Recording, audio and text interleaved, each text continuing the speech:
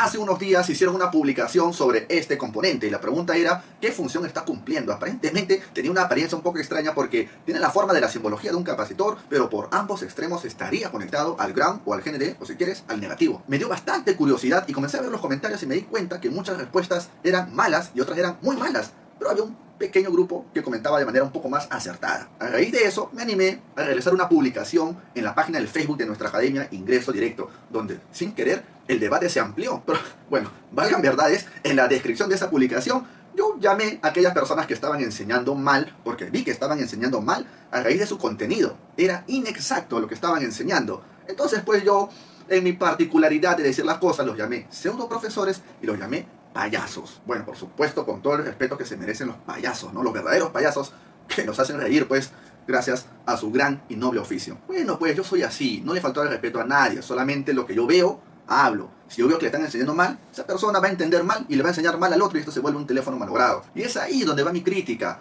a ese sistema de enseñanza digital que se está dando, mala pues, inexacta, y eso te lo voy a demostrar en este video. Vale decir que algunos instructores lo tomaron a pecho esa publicación, se inquietaron, se molestaron, replicaron mi publicación, se burlaron de mí, no me dieron el derecho a la réplica y comenzaron a decir que no soy humilde, que soy ególatra, que soy soberbio y por ahí que soy satánico. Y antes de explicar aquel componente en cuestión, quisiera aclararles pues que yo no estoy postulando al Nobel de la Paz, yo no quiero ser un Gandhi, yo no quiero ser una monedita de oro para que a todos les guste, yo no pretendo ser la mi simpatía. Siempre lo he dicho a mis alumnos, siempre lo he dicho en mis clases.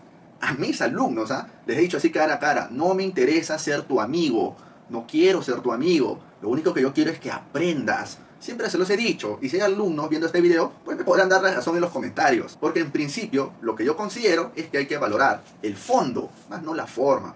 La forma da igual, porque si nos ponemos a cuestionar a las personas como son, primero hay que mirarnos a nosotros mismos. ¿Y qué tal si yo me pongo a investigar a aquellos que me han criticado? ¿Y qué tal si los investigo y descubro que uno le pega a su esposa, otro no le pasa pensión a sus hijos, uno de repente le sacó la vuelta a su pareja, de repente uno ha sido delincuente, ratero, qué sé yo? No me interesa, a nadie le va a interesar tu vida. ¿Sabes qué nos importa a nosotros lo que queremos aprender? El contenido que das, el contenido de valor, eso que nos va a servir a nosotros en la vida para poder progresar, la enseñanza de calidad.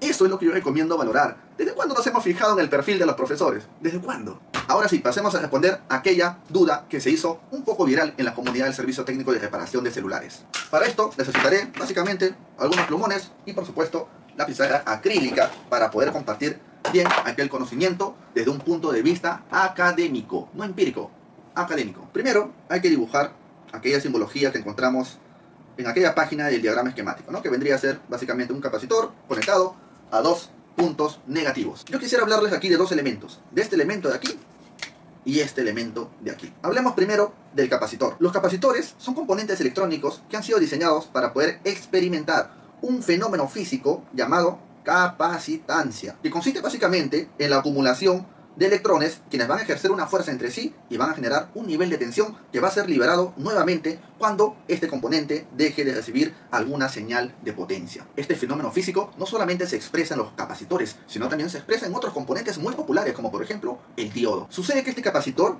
va a tener un comportamiento en función de la señal que éste pueda recibir. Existen muchos tipos de señales, como por ejemplo alguna señal analógica, alguna señal de potencia o de repente alguna señal de datos, entre otros. ¿Y qué tal si hablamos de una señal en particular? Hablemos de la señal alterna. Para ponernos en contexto, vamos a trazar una gráfica en un plano cartesiano con un eje vertical donde vamos a colocar al voltaje, a la diferencia de potencial o si quieres a la tensión eléctrica. Y en el eje horizontal vamos a colocar al tiempo. Teniendo en cuenta que este aquí es el cuadrante positivo y este aquí es el cuadrante negativo, se dice que la señal analógica va alternando de un extremo a otro. Sin embargo, lo real es que esta señal analógica no necesariamente alterna entre positivos y negativos. Podría ser que solamente alterne entre positivos o podría ser que solamente alterne entre negativos. Como no se vio en la toma anterior, pues aquí está el negativo. Estas señales que tienen formas simétricas pueden ser reducidos hacia una unidad mínima. Por ejemplo, si nosotros lo analizamos brevemente, nos podemos dar cuenta que desde el inicio hasta aquí tenemos una onda que tiene una forma que al parecer en el tiempo se va repitiendo nuevamente y de ahí en adelante esta señal cumple ese patrón. Por consiguiente, lo que yo quiero saber es el estudio de esta señal. Por tanto, yo voy a analizar de aquí hasta aquí. ¿Por qué? Porque lo demás se repite. Pues aquí acabo de encontrar una unidad mínima. A esta unidad mínima la vamos a llamar ciclo, aunque exactamente en este sector es un semiciclo llamado semiciclo positivo y aquí abajo un semiciclo negativo, pero vamos a decir que todo esto de acá es un ciclo y lo vamos a utilizar para poder estudiarlo. Suponiendo que esta señal culmina aquí, pues yo tengo que identificar cuántos de estos ciclos hay en un segundo para poder calcular su frecuencia. Siendo la frecuencia el inverso del tiempo, que es un tema que podríamos hablar en otro momento. Pero ¿por qué necesitamos conocer qué cosa es la frecuencia y qué cosa es el ciclo? Es que sucede que el capacitor, del cual habíamos hablado de un inicio, pues va a tener un comportamiento en función de la señal que éste reciba. Y la señal tiene ciclos y tiene frecuencias. ¿Podríamos saber cuánto vale la frecuencia de una señal? Sí, solo es cuestión de capturar cuántos ciclos hay en un segundo y poder tener ese dato. Pero ¿podemos calcular cuánto vale un ciclo? Por supuesto que sí. Un ciclo vale 2pi. La pregunta es ¿por qué? Bueno, esto es muy simple. Vamos a dibujar una pequeña circunferencia por aquí. Vamos a utilizar la taza de la academia, ingreso directo, que es la academia donde nosotros estamos capacitando con base académica. Y lo que haremos ahora es utilizar estos dos cablecitos de aquí. Vamos a utilizar primero este de aquí. ¿Cómo? Simplemente vamos a envolver esta circunferencia más o menos de esta forma. Ahí está, más o menos ahí. Una vez que tenemos donde cierra esta circunferencia, lo vamos a cortar. Listo, y botamos este cable, ya no nos sirve. Aquí tenemos la misma circunferencia, pero en este pequeño cable que está aquí. Ahora, lo que vamos a hacer es trazar un diámetro de un extremo a otro de la circunferencia y vamos a medir ese diámetro. Vamos a calcularlo por aquí. Y aquí tenemos el diámetro. Lo cortamos. Efectivamente tenemos el diámetro. Si nosotros utilizamos el cable que nos sobra, lo que vamos a hacer es juntarlo para tener dos diámetros. Y de esta manera vamos a cortar más o menos por aquí. Luego vamos a cortar un tercer diámetro de lo que nos queda. Es decir, utilizamos uno como base y lo cortamos por aquí. Y nos queda este pequeño pedazo. La pregunta es, ¿la circunferencia cuántos diámetros tiene? 1, 2, 3 y un pedacito más. Esto sería más o menos así. 1, 2, 3 y este pedacito de aquí. Ahí está, toda la circunferencia. Si nosotros hacemos el cálculo matemático, vamos a tener como respuesta que esto vale aproximadamente 3.1416. Esto está basado en la circunferencia que viene a ser el perímetro de esta figura geométrica. Por eso que los griegos lo llamaron a esto simplemente pi, con la letra que hace referencia al inicial del perímetro. Pi vale, en términos simples, 3,1416. Pero hay que considerar que nos estamos basando en el diámetro. Pero ¿qué sucedería si botamos estos cables de aquí y trazamos otra intersección para tener lo que es el radio, que está por acá? ¿Qué tal si nos basamos solamente en el radio? Si nos estamos basando solamente en la mitad del diámetro, pues también tenemos que hacer nuestros cálculos de aquí hasta aquí. Para eso vamos a utilizar el otro cable que nos sobraba y de la misma manera vamos a cercar todo este círculo. Simplemente hacemos lo mismo, nos vamos por acá y tratamos de darle una vuelta entera a todo esto. Más o menos sería por aquí. Lo cortamos y como solamente vamos a hacer el cálculo sobre el radio y vamos a calcular la mitad del perímetro, entonces solamente necesitamos la mitad de este cable. Entonces simplemente lo vamos a cortar por acá y luego vamos a medir por acá. Este es el primer radio, tenemos por acá, lo cortamos. Luego tenemos, basado en esto, el segundo radio, nuevamente lo cortamos. Y finalmente, de lo que nos queda, el tercer radio, más o menos va a ser por acá, lo cortamos, nos va a sobrar un pedacito. Entonces, si queremos acercar nuevamente la mitad del perímetro, pues acá tenemos uno, por acá tenemos otro, por acá tenemos otro, y nos queda un pequeño espacio para este chiquitín. ¿Qué quiere decir? Que en este caso, la mitad del perímetro de esta circunferencia también vale 1, 2, 3 y un pedacito más. En otras palabras, también esto de aquí, esto también vale pi. Pero ¿cómo es posible que todo esto vale pi y solo la mitad también vale pi? Ah, bueno, como este pi de aquí está basado solamente en el radio de este círculo, entonces este pi no solo se llama pi, sino se llama pi radián. Aquí la pregunta es simple. Si todo esto de aquí vale un pi radián, ¿cuánto vale la otra parte de la circunferencia? Bueno, si esto vale pi, esto de aquí también vale pi. Por consiguiente, toda la circunferencia vale 2pi. O sea que porque la circunferencia tiene 2pi, eso obliga a que esta señal tenga el valor de 2pi. Por lo menos esta parte de aquí que es el ciclo, no exactamente, porque no tendría cómo sustentarlo. Bueno, la verdad que sí. Lo que voy a hacer aquí es dibujar una circunferencia más o menos de este tamaño. Una circunferencia más o menos así. Ya sé que no me ha salido perfecto, pero esta circunferencia vamos a utilizarlo como base. Si a partir del centro de este círculo nosotros proyectamos aquí un ángulo, entonces vamos a tener aquí un valor determinante en grados. Pero si nos centramos exactamente en este punto de aquí, entonces nosotros podríamos proyectar en este plano cartesiano un punto, es decir, trazamos unos puntos hasta aquí. Si de pronto este ángulo de aquí se amplía, digamos a la mitad, más o menos tendremos 45 grados. Pero lo que me importa es este punto de aquí. Esto también podría proyectar otro punto en el plano cartesiano, de repente aquí. Bueno, uno se puede preguntar, profe, ¿por qué aquí proyectó este extremo y de aquí se fue más adelante? Lo que pasa, recuerda que estamos en función del tiempo. El tiempo avanza. Cuando tú ya hiciste uno, el tiempo ya avanzó. Así es que en la medida que esto siga proyectando puntos, los puntos serán cada vez más hacia la derecha. Entonces, si de pronto proyectamos un ángulo de 90 grados y nos centramos en este punto de aquí, pues esto también podrá proyectar un punto en el plano cartesiano un poquito más adelante. Si este ángulo se va hacia atrás, de repente 100, 115 grados, 130, 145, hasta llegar de repente a 180 grados, entendiendo que aquí estamos en 90 grados, entonces cada uno de estos puntos de aquí van a proyectar en el plano cartesiano, si le hacemos un seguimiento, también un punto cada vez más adelante. Por ejemplo, este de aquí podría ser proyectado por acá. Este aquí podría proyectar otro punto por acá. Este de aquí podría proyectar otro punto por acá. Y así sucesivamente. Entonces, si tú te das cuenta, cuando llegas a 180 grados, pues vas a tener un punto hasta aquí. Y una vez que tú tienes unos puntos en el plano cartesiano, olvidándote que hay una señal en este momento, tú podrás dibujar este punto con este punto con este con este, y al final tendrás un semiciclo. La pregunta es, ¿cuánto vale este semiciclo? Bueno, ya habíamos estudiado por acá que la mitad de la circunferencia vale pi y toda la circunferencia vale 2pi. Si hasta aquí los ángulos han viajado de 0 hasta 180, que es la mitad de la circunferencia, por tanto, esto es pi. Por consiguiente, este semiciclo positivo vale pi. Pero como el ciclo son dos semiciclos, uno por acá y otro por acá, y este vale pi, y este también tendría que valer pi. Por tanto, ¿cuánto vale el ciclo? El ciclo vale pi más pi, ¿vale? 2pi. Ya que tenemos este dato tan importante, pasemos otra vez aquí a la pizarra acrílica para explicarte acerca del capacitor, que es lo que todos estamos esperando. A ver, ¿de qué sirve todo este chamullo de acá? Saquemos todo esto de aquí. A ver, tenemos un capacitor. Este capacitor va a recibir una señal por aquí. Si la señal que entra es una señal AC, entonces nosotros ya tenemos un dato. Tenemos el valor de su unidad mínima, que es el ciclo. ¿Cuánto vale? 2pi.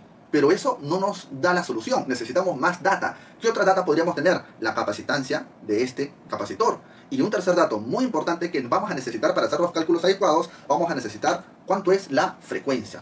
Con estos tres datos podríamos empezar a entender mejor aquel problema que hemos planteado inicialmente. Hasta el momento tenemos 2pi, tenemos la frecuencia y tenemos la capacitancia. Matemáticamente se han hecho los cálculos correspondientes para poder resolver esta ecuación y se ha determinado que se necesita invertir esta ecuación. Por eso se dice que esta ecuación se convierte en el inverso de esta ecuación. Cuando hablamos del inverso, hablamos de, por ejemplo, ¿cuál es el inverso de Juan?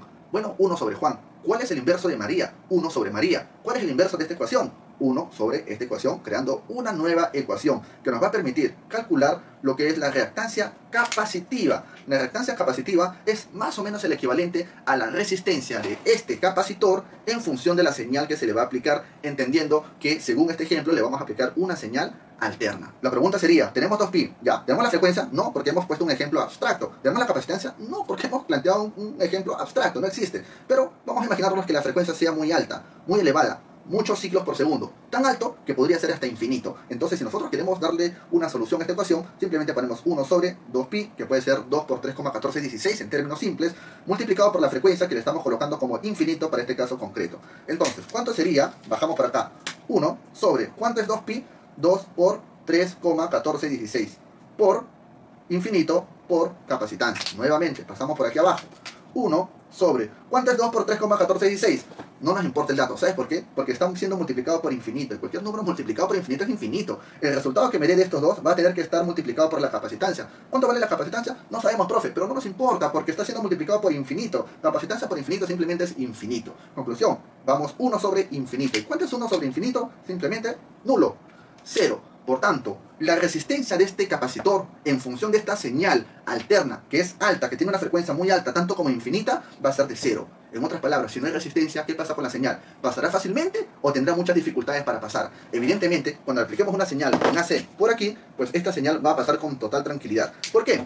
Porque simplemente la ecuación de la reactancia capacitiva me lo está diciendo. Y este es el cálculo que hemos hecho por aquí. Así es que no importa que tenga placas separadas, no importa que estén frente a frente. La señal que se le aplique por aquí lo va a atravesar académicamente hablando, porque realmente estas señales literalmente no se mueven, sino más bien vibran. Y lo que se transmite de fondo realmente es el campo eléctrico. Pero eso es otro tema. Para poder entenderlo, digamos que la señal lo va a atravesar. ¿Por qué? Porque la ecuación me lo está diciendo. Ya hemos hablado acerca del capacitor. Ahora hablemos acerca de este cable que se le ha conectado al capacitor por ambos extremos. Recordemos brevemente que un circuito básico podría ser representado por un modelo que va a simbolizar a una fuente de alimentación, como una batería, por ejemplo, y va a tener por acá diferentes elementos que lo vamos a simbolizar con el símbolo de la resistencia. ¿Para qué? Para poder decir que esta resistencia de aquí puede ser un circuito integrado, puede ser un cooler, puede ser una bombilla, puede ser cualquier cosa que represente una oposición al paso del flujo eléctrico. Pero hay que entender algo brevemente, que si nosotros tenemos más voltaje, pues va a haber más corriente. ¿Por qué? Porque se dice que la corriente es proporcional al voltaje. Por tanto, si le metemos más voltaje, más corriente. Si le metemos menos voltaje, menos corriente. Pero el tema es que estas dos magnitudes físicas no están solas. Siempre hay una resistencia por acá. Por tanto, esta resistencia va a representar una oposición a aquella corriente que quiere circular. Por consiguiente, si analizamos ahora la corriente solamente con la resistencia, pues si hay una resistencia muy grande, pues habrá una pequeña corriente que pase por ahí. Pero si hay una resistencia muy pequeña, habrá mucha corriente que pase por ahí. ¿Por qué? Porque si hay mucha resistencia, va a ser difícil que la corriente pueda fluir. Pero si hay una resistencia pequeña, va a circular muchísima corriente eléctrica. ¿Qué quiere decir esto? Que si nosotros tenemos el voltaje, hay más corriente. Por tanto, podríamos decir que la corriente es proporcionalmente directa al voltaje. Matemáticamente se dice que estas dos magnitudes físicas son directamente proporcional. Pero cuando comparamos a la corriente con la resistencia, pues nos damos cuenta que es distinto. Bueno, más voltaje, más corriente, sí, pero si hay más resistencia, ¿hay más corriente? No, a la inversa. Por eso que mientras más resistencia haya, hay poquita corriente. Pero mientras menos resistencia haya, hay más corriente. O sea, de menos a más y de más a menos. Por tanto, la relación que tiene la corriente con la resistencia es inversamente proporcional. A diferencia que el voltaje era directamente proporcional. Cuando hablamos de inverso, como te lo puse por acá, pues estamos hablando de alguna manera invertirlo. Entonces aquí, si tenemos la corriente y la resistencia, pues esta resistencia la estoy poniendo aquí abajo porque es inversamente proporcional. Pero esta sí es directamente proporcional, por eso que lo pongo a la misma altura. Podríamos concluir matemáticamente que la corriente eléctrica depende funcionalmente, por eso lo voy a representar como una función, del voltaje y la resistencia, pero que a la larga la corriente es directamente proporcional, es decir, corriente igual a voltaje. La corriente es directamente proporcional al voltaje, pero es inversamente proporcional a la resistencia. Es por eso que a partir de aquí nace lo que es la ley de Ohm. Eso es la ley de Ohm. Nos basamos en la resistencia. Si quizás a ti te enseñaron que la ley de Ohm es voltaje igual a corriente por resistencia, o viva la reina Isabel y toda la cuestión, pues quizás no te están ayudando a pensar bien y no te están enseñando bien a entender a los circuitos. Pero vamos, este es un caso ideal. ¿A qué viene todo esto? Sucede que realmente estos cables de aquí son ideales. ¿Sabes por qué? Porque estos cables de aquí dan igual cuando nosotros nos ponemos a medir. Si nosotros cogemos un multímetro y nos ponemos a medir, los voltajes van a ser los mismos si lo mido acá, si lo mido acá, si lo mido acá. Entonces da igual si este cable es pequeño o si es muy largo. ¿Por qué? Porque es un modelo ideal. Sin embargo, en la práctica se conoce que estos cables de aquí realmente tienen un coeficiente resistivo natural que tienen todos los materiales que conocemos por lo menos hasta el momento de hoy. Si este cable tiene un coeficiente resistivo, quiere decir que también lo podemos representar como una resistencia. Entonces, yo podría dibujar por acá un cable de esta manera, o podría ponerlo de esta manera. Uno podría decir, profe, esto acá es un resistor, o puede ser un circuito integrado, o puede ser una bombilla, o puede ser un cooler, sí, yo lo sé, pero también puede ser un cable. No necesariamente porque yo veo una simbología así, yo me voy a imaginar algún componente, un circuito, un resistor, no necesariamente. Esto me puede estar representando muchas cosas como poder representarme a un cable. Basado en esta información, volviendo al ejemplo anterior que era este de acá, lo vamos a volver a dibujar para tener la idea. Teníamos aquí ground y teníamos aquí un capacitor. Si tú ves un capacitor por acá en cuanto a su simbología, nuevamente, no necesariamente estás viendo aquí un capacitor, sino puede ser tranquilamente la representación de la manifestación de la capacitancia en un determinado sector de un circuito. Y si por esos cables puede pasar alguna señal alterna o alguna señal directa, pues se entiende que ese cable va a experimentar varios fenómenos físicos. Uno de ellos, por su naturaleza misma, es la resistencia. Otro de ellos es la capacitancia que ya te lo enseñé. Y otro que no te lo he enseñado es el fenómeno físico de la inductancia. Y la sumatoria de estos tres nos va a dar como resultado a la impedancia. Una impedancia que existe en los cables a través de las señales que éste recibe. Es por eso que cuando nosotros estudiamos a estos sectores que se encuentran por debajo de la placa, que básicamente tienen que ver con los negativos o con los ground, lo que realmente nosotros tenemos que estudiar es los fenómenos físicos que experimentan estos. ¿Y cuáles son? Resistencia, capacitancia, inductancia, que nos dan como resultado impedancia. Por tanto, lo que nosotros tenemos que estudiar es la impedancia. Lo voy a escribir en inglés, impedance. Conclusión, si quieres entender esto, tienes que saber qué cosa es ground impedance. Ahí está una muy buena parte de la respuesta a esta pequeña cuestión. Todavía no hemos resuelto el problema, pero hasta el momento te he dado muchísima información. Y puede haberte dado más, sino que este video se hace más largo. Yo te pregunto hasta aquí, ¿alguien podría responder qué cosa era esa simbología sin tener toda esta teoría? Bien difícil, ¿no? Es muy fácil decir, ah, es un filtro, un capacitor está filtrando, ah, filtros EMI, no sé qué cosas más. Es muy fácil decir eso. pero realmente las respuestas que se deben dar en estos casos deben ser documentadas, deben ser sustentadas, deben tener evidencias, deben ser demostradas. Ahora sí hablemos del caso en concreto, porque sería muy difícil responder sin contextualizar. A ver, pasemos por aquí. Vamos a limpiar un poco todo esto, lo que podamos, porque no tengo a la mano mi mota, pero es suficiente con esta zona de aquí. A ver, ese circuito en cuestión está dentro de una placa electrónica. Las placas electrónicas, tenemos mucho de qué hablar aquí. Hay tipos de placas electrónicas, hay tipos de PCB, ¿ya? ¿Qué tenemos aquí? Aquí tenemos una placa que internamente va a tener muchas pistas y muchas líneas de comunicación. Solamente céntrate en la placa. Posteriormente se van a montar por inmersión o por muchas técnicas de soldadura componentes electrónicos en la superficie, de repente circuitos integrados, algunos componentes por ahí. Pero ¿qué pasa? Las señales que van a transmitir estas líneas pueden ser señales en AC o podrían ser señales en DC o también podrían ser señales digitales. Entonces, cuando una placa, un PCB, se diseña para que pueda transmitir estos tipos de señales, se le denominan, en términos simples, PCBs mixtas. O si quieren los llamamos PCBs de señales mixtas. Por tanto, van a haber sectores que van a tener señales digitales y van a haber sectores que van a tener señales analógicas. Y son estas señales las que hemos venido estudiando, las que van a generar más ruido y que podrían generar como consecuencia interferencias hacia las otras señales que vendrían a ser las señales digitales. Si sabemos por teoría que si tenemos una fuente por acá, un circuito, un elemento por acá, otro elemento por acá, y de repente, digamos, esta señal viene por acá y circula por acá, teóricamente hablando, pues podríamos tener problemas si aquí hablamos de señales AC, por ejemplo, y aquí de señales digitales.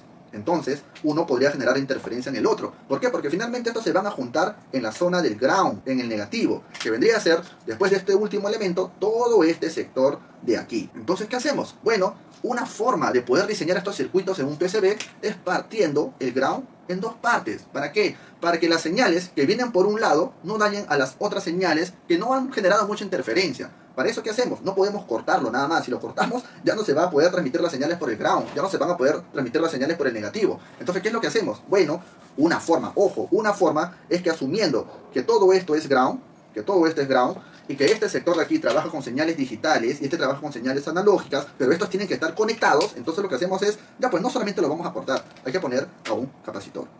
¿Para qué? Para que cuando una señal analógica que venga con mucho ruido por acá, cuando llegue a este punto, según la ecuación de la reactancia capacitiva, del valor de la capacitancia, del valor de la frecuencia y de 2pi, resolviendo esta ecuación y resolviendo toda la ecuación completa de la impedancia, pues logre pasar solamente ciertas señales para el sector de señales digitales y no genere una interferencia, un extremo con el otro. Podríamos seguir hablando muchísimo más sobre este tema. Podría decir, por ejemplo, que esa simbología que vimos en el ejemplo del diagrama esquemático puede ser un error, porque los diagramas esquemáticos también tienen muchas inexactitudes. Podría ser que ese capacitor realmente sí exista físicamente, o podría ser que simplemente se dibujó para representar que ahí existe una aplicación del fenómeno físico de la capacitancia, pero que no necesariamente tiene que ver un capacitor como lo conocemos con sus dos terminales de color medio crema o café, no necesariamente, porque ya te he demostrado en la teoría que nosotros utilizamos los símbolos para simbolizar, por medio de modelos, representar a la realidad para poder entenderlo, estudiarlo físicamente y darle un sustento matemático. Bueno, pero a mí me dijeron por el post que hice que no soy humilde, que soy ególatra,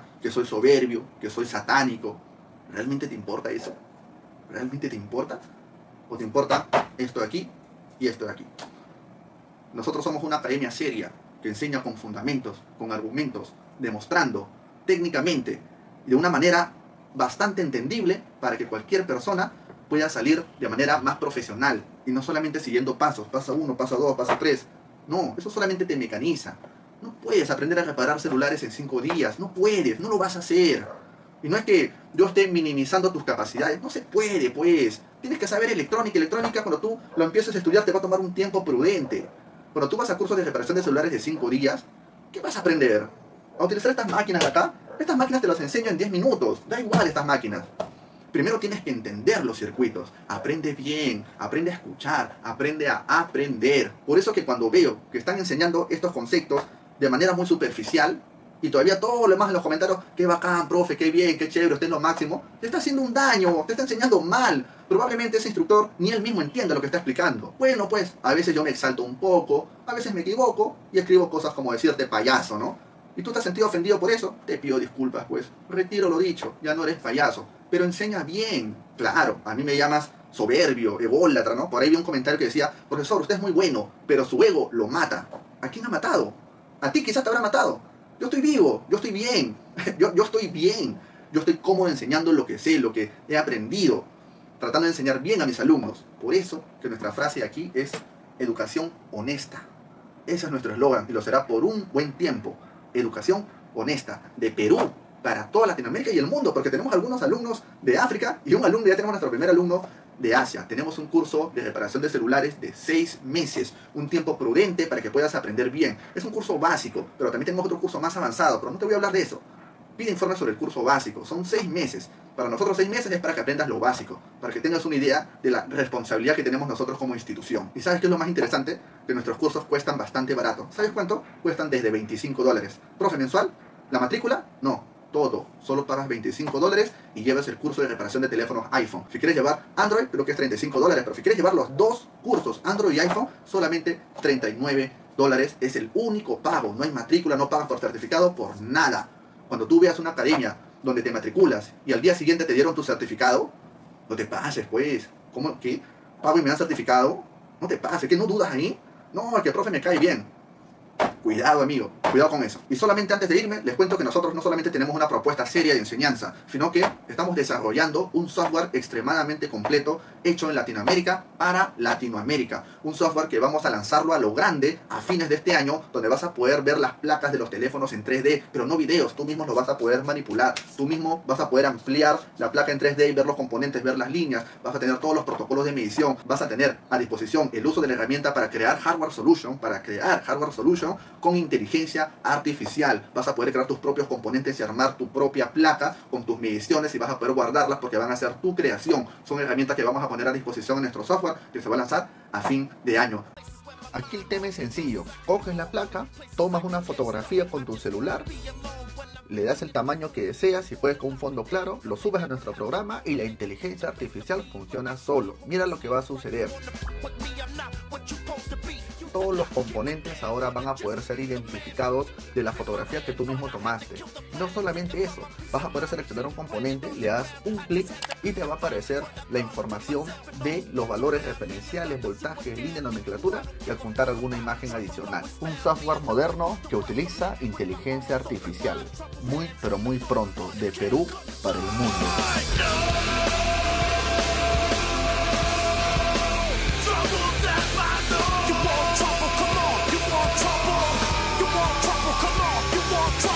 ¿Quieres saber más sobre el software? Únete a nuestro grupo de WhatsApp que se encuentra en la descripción o en el primer comentario de este video. Mi nombre es Ricardo, de la Academia Ingreso Directo, la academia que te enseña académicamente desde cero, con educación honesta, del Perú para el mundo.